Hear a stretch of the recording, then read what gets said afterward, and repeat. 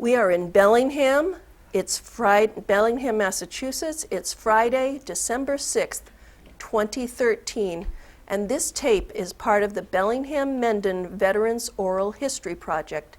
My name is Marjorie Turner Holman. Our cameraman is Eric Fisher of ABMI Cable 8 TV.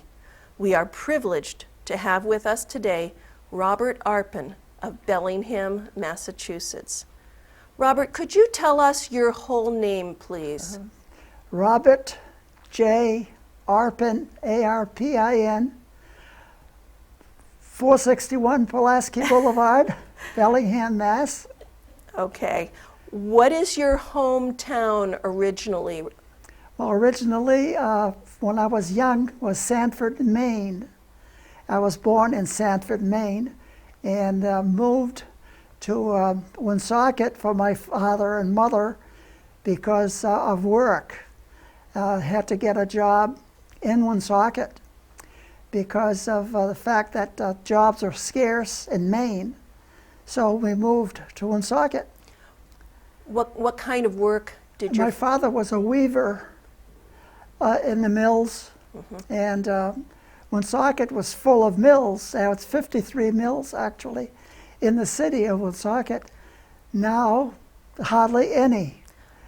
What year was that? Do you remember? 1944. So during the war. Yeah, and they've got work in Woonsocket, so it came out pretty good. So but then I got transferred from Sanford, Maine for First National Stores to Woonsocket, and I got a job right away because it was a transfer from one city to another. So even though you were in high school, you were working? I was still in high school, and I finished my high school. Yeah. Okay. Now, do you have any family members who were in the military, Robert? I have, actually, I have a grandson that just got out of the Marines. He was in the Marines for 4 years, and he was stationed in California. And he was kind of fortunate to not have been sent to the war zones. He just stayed in California the whole 4 years. He's a very nice boy, naturally, a grandson, naturally, and basically there's not much to say except that he was stationed in California. That's okay. And of course now I have grandchildren that are in the police department. So that's, I have a granddaughter that works for the police department. Her husband is a cop also in Smithfield. Smithfield, Rhode Island. Yes, and I also have a son-in-law that works at the airport as a policeman in Providence. And basically, I have two of my grandchildren working for the Department of Police. So it's running in the family. The only one that's not a policeman is me. Well, now, what language did you speak when you were growing up, Robert? When I was growing up, I was always French. I'm a Frenchman from way back. And when I was living, naturally, I was born in Sanford and went to a French school. Half a day of French, half a day of English. So I kept my French going. It's very important to be able to speak more than one language. And I found it very informative. And I kept my French. My kids never caught up with me. So my wife and I, whenever we wanted to talk about the kids, spoke French. Your wife also spoke French? Oh, yes. Okay. So I have my oldest ones understand the French, but the youngest ones basically don't understand it. They just gave it up. I keep after them, please learn how to speak French a little bit. Keep it up with your mother and your father. But they never did. Well, you told us about how you ended up in the Bellingham area. Did you just speak French when you moved to Woonsocket? In Woonsocket, it was mostly always French. So, Woonsocket has always been a very French town. Probably, I say, maybe 75% of the people in Woonsocket at the time were French, French Canadians. Now, there's not many. They're all gone by the wayside. well, your English is not accented. How did you learn English? No, I speak English as fluent as I do the French. So it comes out to about the same thing, only the French, I want to keep it up as much as possible. I still speak French. Okay. Well, tell us about your wife. What was her name? Her name was Lucille Dubois, French Canadian also. Okay. And how many children did you have? We have 8 children, 4 boys and 4 girls. I have one son that passed away, severe diabetic. He passed away when he was 47. And my wife was also a very serious diabetic. And I used to take care of her until the very last. I used to inject her 4 times a day. She was quite sick. And she just passed away this past June. I am sorry. June 3rd, to be exact. I am sorry. It's very difficult to be alone after 63 years of marriage with the same woman. Now, it's unusual now, people don't get married. They get married, but they don't, not so many years as we did. I know, that's a lot. Could you tell us what you were doing before you went into the service? Before I went in the service, I was working for First National Stores. I worked on Front Street in Woonsocket, being transferred from Sanford, Maine. I used to work part-time in Sanford, so I was only 17 when we moved to Woonsocket. So you were still in high school? I was still in high school. I finished it. Okay. And then when I got out of the service the first time, I went to night school at Hill College in Woonsocket. And that's where I met my wife. Right. She was teaching night school.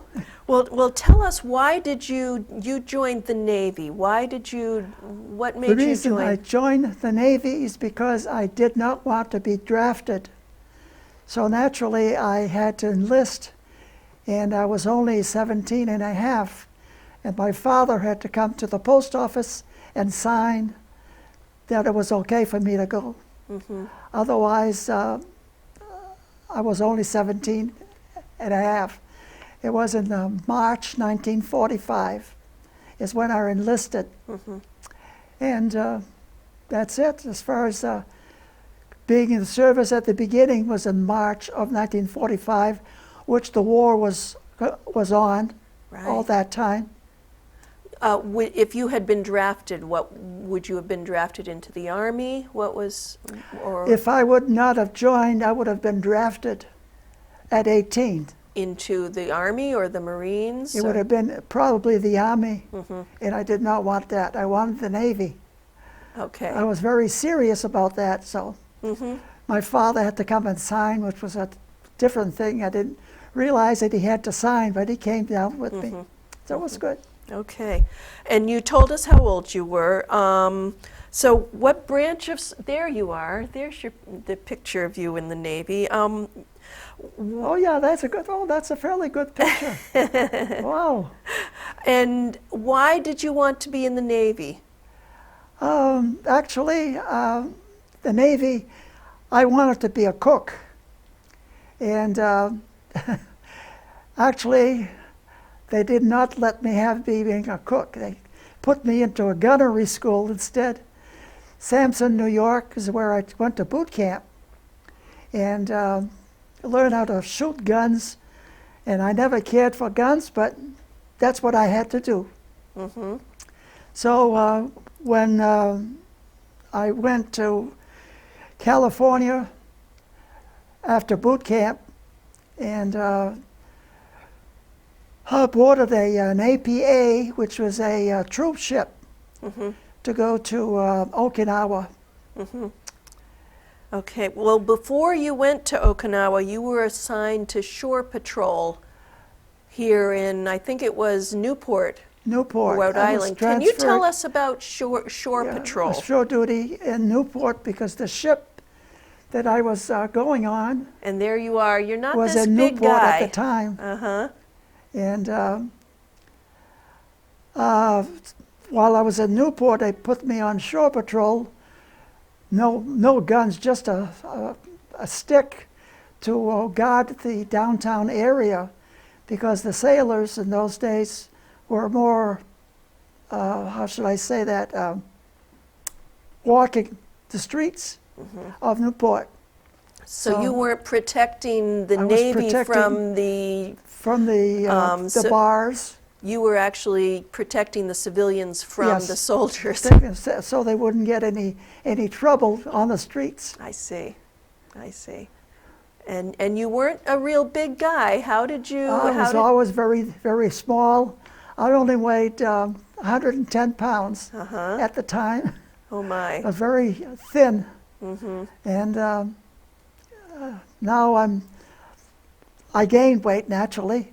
Now I've lost it all. My old age.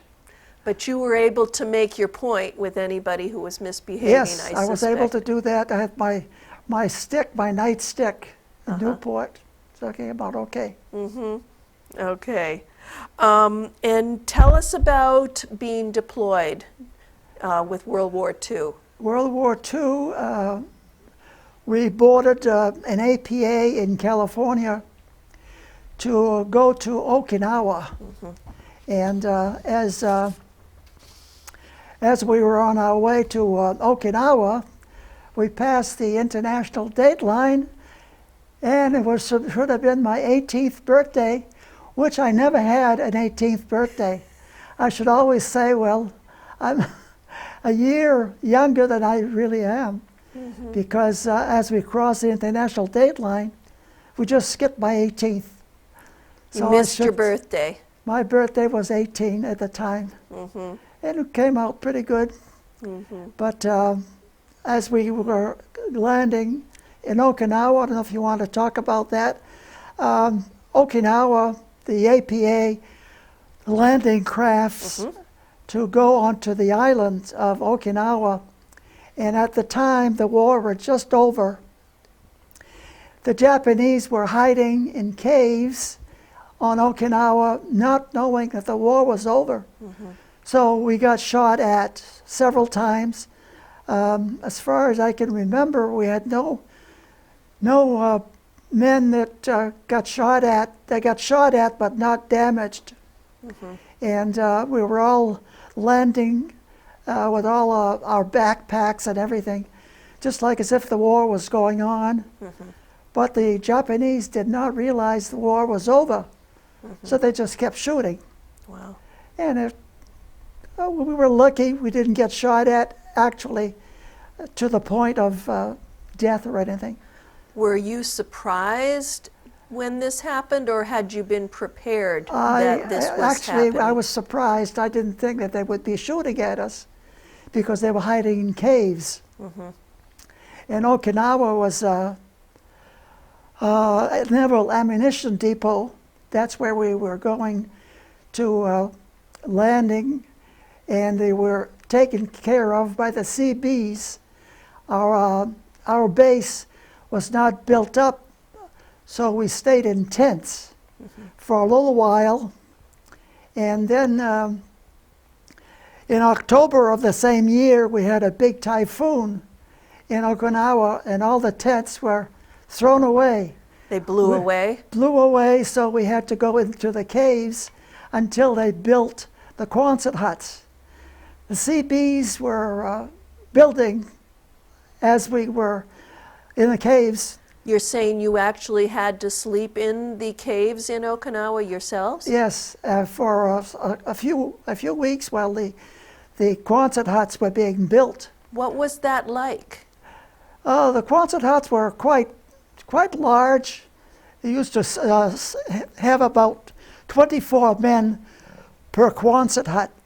What were the caves like? The caves were very, it's hard to explain. Naturally, they were, when the Japanese were living in those caves, they were well taken care of, but they thought the war was still on. But then when we started going into the caves, they disappeared. Were the caves wet, The dry? caves were not wet, no. They were dry. Mm-hmm. And it came out pretty good. It's very difficult to remember everything that happened while I was there.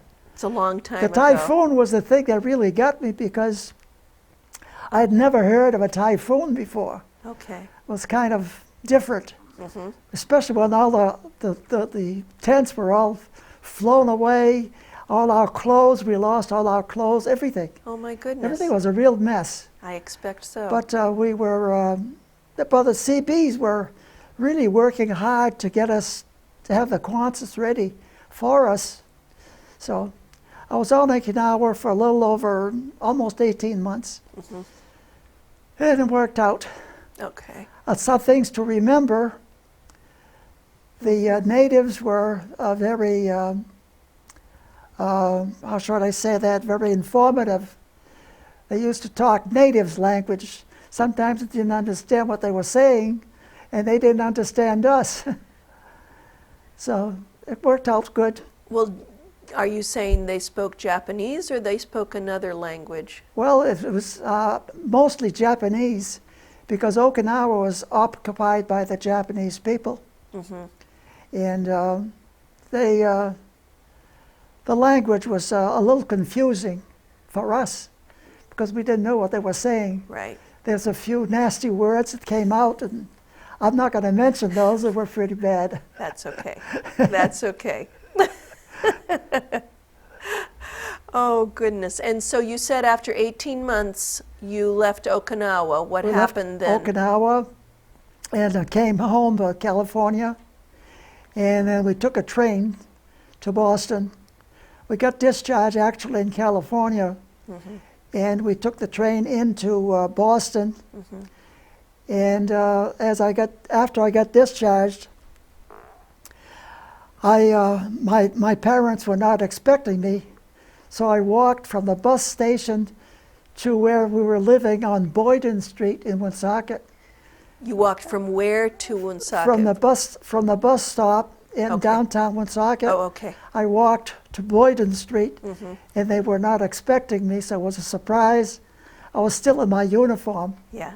so How it's wonderful. 201 Boyden Street.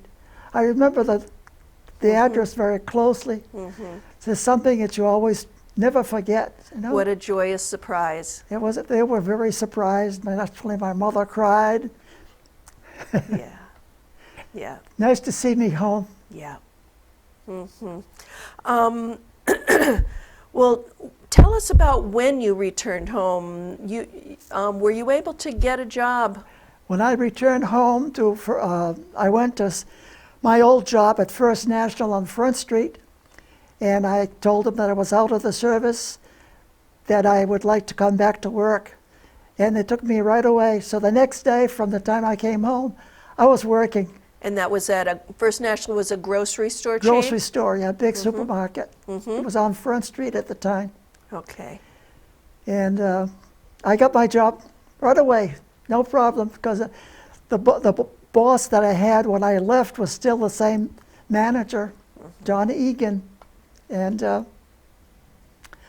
was very fortunate, working the very same, 2 days after I came home, I was working. Mm-hmm. And a lot of the men that were discharged did not have jobs, Right. you know, so I was lucky. Right. Now, you still didn't have your high school diploma at that time. This is when you went back to school? Yes. I got my diploma from Maine in the mail. They sent me my diploma because I asked for the diploma. And it was a school in Maine by the Brothers of Sacred Heart teaching school.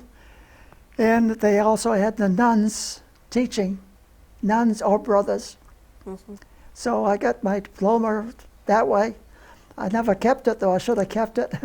Now, you talked about getting your GED at Hill College in Woonsocket. Hill College, I started with, that's where I met my wife. She was teaching night school for all the veterans. And I met her over there, and I started to, strange thing, in order for me to get to know her, I used to go sharpen my pencil in back of the class. So I introduced myself, and we started little dates now and then. Worked out fine. Then we worked together steady for 3 years before we got married. So she lived in about Bellingham, and naturally when we got married, that's stayed in Bellingham 63 years. Okay. Wow. Now, you were called up to Korea again. Can you explain why, after you had already served in World War II, you were then called up? But what happened was when we got discharged after World War II, you were subject to be recalled for 10 years. So at that time, I was married with one child, and I tried to talk to them about not going to the service because I had one child. And they said, no, you have subject to be recalled. So I went to see the priest, see if he could talk it up. And he says he tried, you have to go. So And what year was this? that was in 1954, I think. Maybe a little earlier, like 51, 52? We got married in 1949.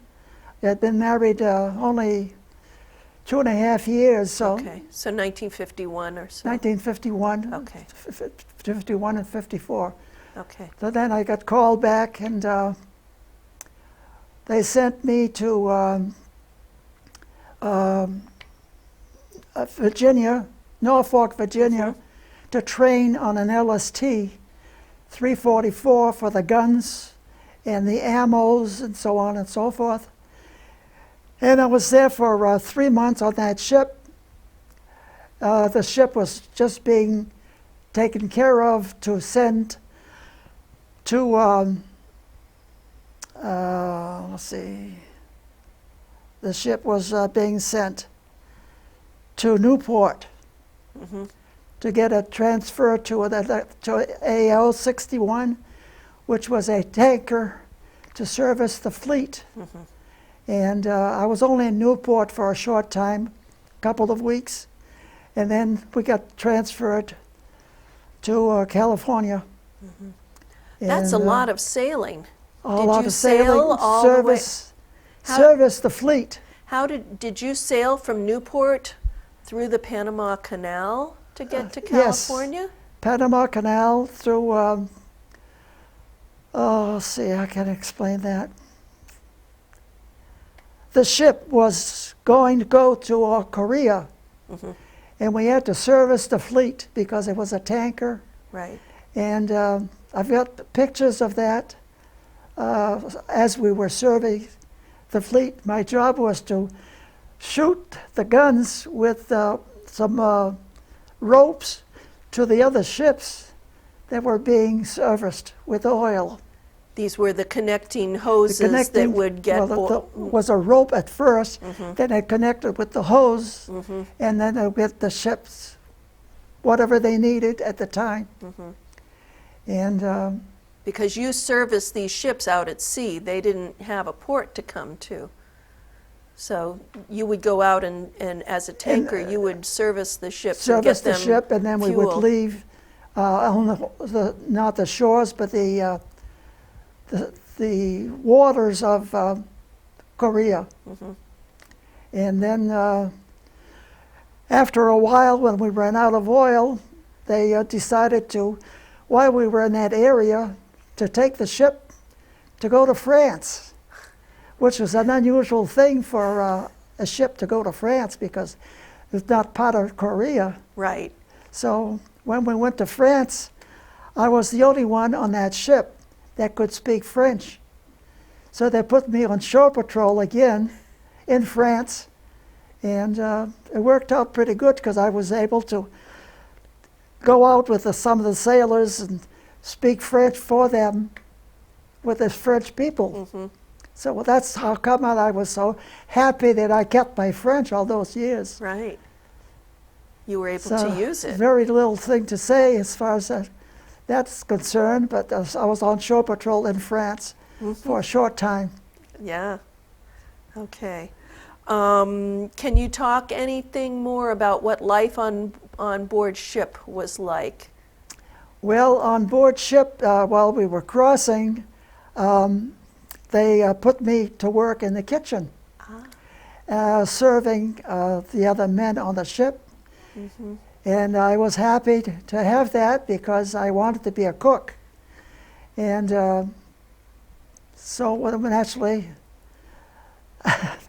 I did not turn out to be a cook. I was a gunner's mate, which was a kind of a stupid thing for me to learn the guns when I was not interested in guns. But basically, I did my duty, followed and to the islands and so on and so forth.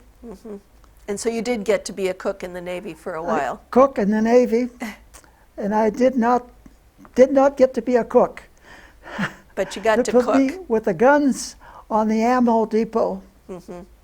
So one thing that I've got to say about that ammo depot is, first of all, I did not have a license. So To they drive. said, can you drive the semis? I said, sure, I can drive the semis with full of ammunition. That's how I learned how to drive. Oh my goodness. It was kind of a ticklish thing, but I did it. And learning how to drive a semi full of ammunition to the ammo depot. That's how you learned how to drive a stick shift That's how vehicle? I learned how to drive with a stick shift. Was with a truck full of ammunition. There was live A ship, ammunition? the semis were quite large, full of ammo. Yeah. So it was taking an awful chance. But I never said that. I says, I can drive, I can drive. Just goes to show you the things you can do if you really want to. Basically, it was a thrill for me at the time. Oh my goodness. Now, what did you do after you were discharged from the service in Korea? After I got discharged from the service in Korea, came back to work again. Here in, First National Stores. right? Nothing exotic, but I kept getting promoted with the company. I ended up with the main office in Boston, and I worked for them for 30 years. And then they closed all their stores. So then I had to find some other kind of work, so I did waiter's work in the restaurants. Better than being a cook, you say? Better than being a cook, I was a waiter. And I made fairly good money as a waiter. And I had to do that because we had 8 kids. Yeah. So I had to do a couple of jobs. I used to, when I worked for First National, I used to work during the week for First National, and weekends I'd be a waiter at the Beverly Club in Bellingham. So I used to do both jobs, Wow. no problem. Okay. Now, you talked about enjoying travel. Where did you get that love of travel? My wife was, when the kids were getting old enough, she went to school for 1 year, learned how to be a travel agent. And then when she graduated from that, she opened up her own agency. There you are in Alaska with your wife. Oh yes, we went on a lot of trips. And that's one of them was in Alaska. So that's a very very interesting a place to go. It's not a place where I would go too often because Alaska was quite cold, even in the summertime. But you didn't get tired of being on shipboard when you were in the Navy, huh? But I was used to the Navy, so that was good for me. And when my wife opened up her travel agency, that's when we started traveling. We traveled all over the world, which was wonderful. Alaska was one of the places that I went that I enjoyed. But the thing that I enjoyed the most was going to Africa.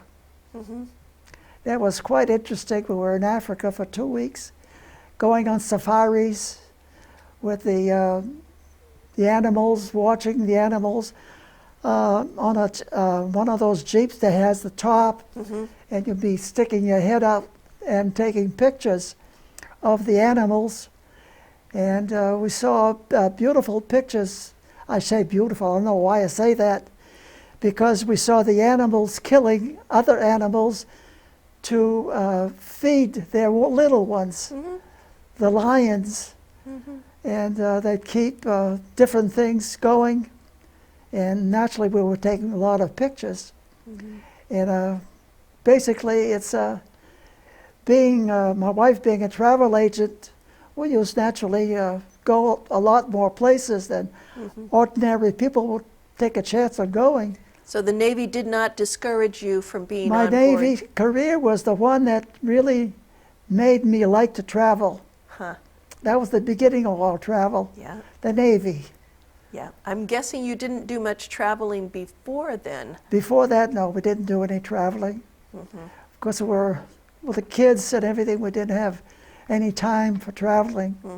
I worked 2 jobs, so I couldn't go very far. Right. Okay. Is there anything else that I haven't asked you about that you wanted to tell us about your military life experiences?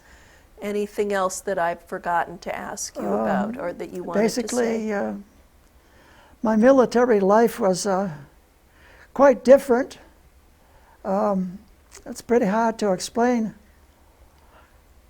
Let's see, when I was stationed in Norfolk, Virginia, at the time I used to try to go home on weekends, and I hitchhiked from Norfolk, Virginia to Boston on a hitchhike. Yeah. I did that a couple of times. I'd get home and then I would have to take a bus back to Virginia, Norfolk. That's a long ways to hitchhike. It's a long ways to hitchhike, but being a uniform in the Navy, we had no problem with getting a ride. I see. Just hitchhike with the thumb, and then somebody would pick you up. And I probably have to change a couple of times, different spots. It was quite interesting. It sounds you meet like a you lot of didn't. new people. I was going to say, you know? didn't mind meeting new people. It was different. But I couldn't afford to take the buses all the time, and also hitchhike was a cheaper way of going home for the weekend. It sounds like you really wanted to get home, too. I wanted to get home. My wife was glad to see me because we was living in the same house as her parents. We had an apartment upstairs. And that's where, after going home, on weekends, naturally she got pregnant. I don't know why I brought that up. So that was coming to our second child. So basically, then every couple of years we'd have another baby. Yeah. You had Until we have 8 of them. 8 altogether. Oh, my goodness. It's a large family. They don't have large families anymore. Right. But in those days, everybody was having large families. And I came from a family of, my grandparents had a lot of kids in Canada. How many kids? They had 21 children on the farms. Yeah. So there were only 10 living, but out of the 21, They used to, on the farms in the wintertime, they didn't survive all the time. So my father had 10 brothers and sisters living at the time. But we used to go to Canada when we were young every summer. Yeah. And my grandparents would, I'd stay there a couple of months in the summertime on the farms. They used to teach me how to milk the cows and feed the animals. And, it was quite interesting. Big barns, they had cows and pigs, and you name it, they had it. You've seen a lot of different ways that A lot of people different live. ways. I used to be in the barns, Yeah. jumping from haystack to haystack. I never forgot the farms. To this day, we used to go to the farms in Canada, and it was always interesting. Mr. Robert Arpin, thank you so much for sharing with us and for helping your stories become part of the permanent record of the Library of Congress Veterans Oral History Project. Yes. And that's the end of our interview for today. Thank you so much. Quite welcome. I was glad to do it. That's at least I'm happy that I'm still living. 86 years old, I'm still going. Amen. But my wife passed away this past June, so it's kind of tough to stay by yourself. I'm lucky I have children that take good care of me. Thank you. Very good.